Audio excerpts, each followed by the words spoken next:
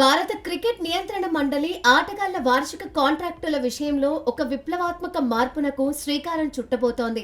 ఇప్పటివరకు ఉన్న గ్రేడింగ్ వ్యవస్థను పూర్తిగా ప్రక్షాళన చేస్తూ సీనియర్ ఆటగాళ్లకు షాక్ ఇచ్చేలా కొత్త నిబంధనలు తీసుకొస్తోంది. ముఖ్యంగా టీమిండియా దిగ్గజాలు విరాట్ కోహ్లీ, రోహిత్ శర్మలకు ఈ నిర్ణయం గట్టి ఎదురుదెబ్బగా మారేలా కనిపిస్తోంది.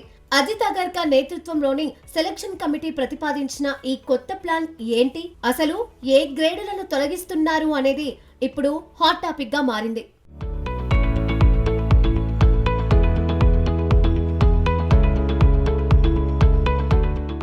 ప్రస్తుతం బీసీసీఐ సెంట్రల్ కాంట్రాక్టులో A+, A, B, C అనే 4 కేటగిరీలు ఉన్నాయి. అత్యున్నతమైన A+ గ్రేడ్ లో ఉన్న ఆటగాళ్లకు ఏటా 7 కోట్ల రూపాయల వేతనం లభిస్తుంది. అయితే తాజా ప్రతిపాదన ప్రకారం A+ గ్రేడును పూర్తిగా ఎత్తేసి కేవలం 3 గ్రేడులను అంటే A, B, Cలను మాత్రమే కొనసాగించాలని బీసీసీఐ యోచిస్తోంది. కేవలం ఫార్మాట్ల ప్రాతిపదికన మాత్రమే కాకుండా జట్టులో వారి ప్రస్తుత ప్రాధాన్యతను బట్టి గ్రేడ్లను కేటాయించాలని బోర్డు భావిస్తోంది. త్వరలో జరగబోయే అపెక్స్ కౌన్సిల్ మీటింగ్ లో దీనిపై అధికారిక ముద్ర పడనుంది. ఒకవేళ A+ గ్రేడ్ రద్దయితే దాని ప్రభావం నేరుగా విరాట్ కోహ్లీ, రోహిత్ శర్మలపై పడనుంది. ఇప్పటికే T20లకు రిటైర్మెంట్ ప్రకటించి టెస్టులకు కూడా దూరమైన ఈ దిగ్గజాలు ప్రస్తుతం కేవలం వన్డేలకు మాత్రమే పరిమితమయ్యారు.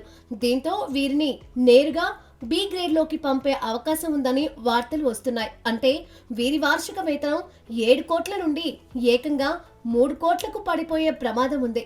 మరోవైపు 3 ఫార్మాట్లలో ఆడుతున్న శుభ్మన్ గిల్ వంటి యువ ఆటగాళ్లకు టాప్ గ్రేడ్ లభించే ఛాన్స్ ఉంది.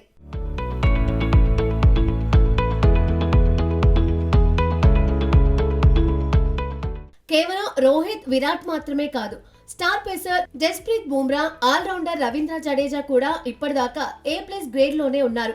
అయితే బుమ్రా వర్క్లోడ్ మేనేజ్మెంట్ పేరుతో తరచూ సిరీస్లకు దూరం అవుతూ ఉండడం, జడేజా కూడా T20ల నుండి తప్పుకోవడంతో వీరి గ్రేడ్లపై కూడా ఉత్కంఠ నెలకొంది.